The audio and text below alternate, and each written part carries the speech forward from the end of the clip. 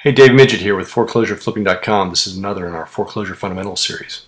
Today we're going to take a quick look at how to evaluate a foreclosure house before the auction. It's a quick look because we've got a lot of other houses scheduled for the sale, but we'll see exactly what we need to see in just a couple minutes. Today we have a standard 3-bed, 2-bath, 2-car garage, single-family home built in 2006 in a neighborhood of similar homes. It's empty. It goes to the auction tomorrow. But right off the bat, we see the lawn's going to need to be mowed, some weeds pulled, some mulch and flowers thrown up front, but not much outside.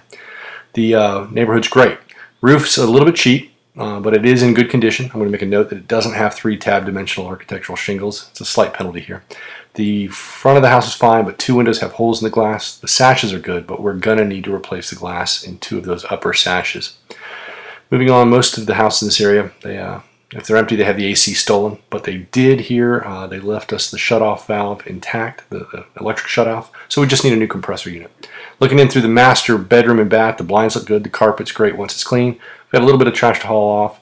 In the living room and the kitchen counters, everything looks good. However, in the kitchen, we've got a small fire, scorched the upper cabinets, it damaged the cathedral ceiling. The fridge is there, the flooring looks good, but we're going to need to patch that ceiling, drop in a couple upper cabinets, a new stove, a new hood, and we'll be moving on with the kitchen.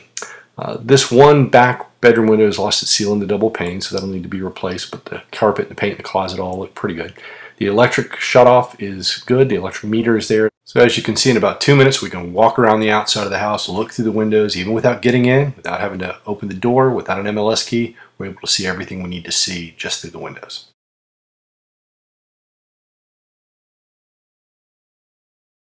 So right off the bat, what's your initial impression of the house, of the neighborhood, of everything you're seeing around you? What you're feeling about it being on a busy street, a war zone? What's your initial impression of the house?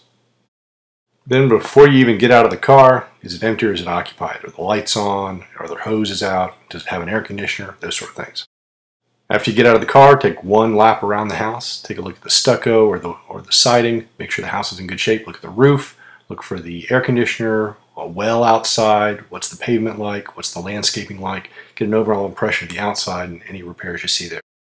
And then finally, if we've got windows that we can look through, if there's no blinds, then we want to see what's the inside like. Can we see what is the flooring like? What are the walls like? Are we going to need to paint? Kitchen, bath, anything you can see on the inside of the house. And you can usually see quite a bit. So take a look. So before we walk into the foreclosure sale, we want to know our maximum bid price on the house. So our formula is we need to know our selling price or after repaired value, what we're going to get for the house. We need to subtract out any of our closing costs, our rehab costs, and what our expected profit is. That's going to be our maximum bid price.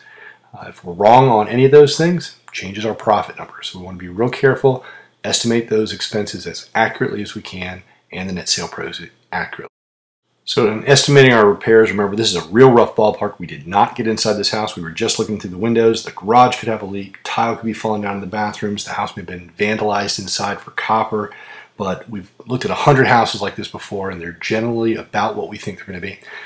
We think based on our experience, we're going to spend about $6,800, about $6,850 repairing this house. That's the outside, that's the windows, the little fire we saw in the kitchen, new appliances, everything we need to make this house in tip-top shape to be able to get top dollar for it when we put it on the market. So I've already pulled the comps on this house, and it should sell for about $70,400. Pull off our selling agent commissions, closing costs of the table, prorated taxes, and we should net at the sale about $66,850 after we market this house, get it sold, and close it, about $66,850. So for this great little 3-bedroom, 2-bath, 2-car garage, we think we could sell it for about $66,850. We're going to spend about $6,850 rehabbing it. Our auction fees are going to be about $1,000, and we need to make a minimum of $15,000 profit whenever we're investing this kind of money in a rehab. And so if we do the math, it comes out with about a $44,000 maximum bid at the sale. That's the most we can afford to pay at the foreclosure auction without impacting our profit and giving ourselves a little bit of a safety margin.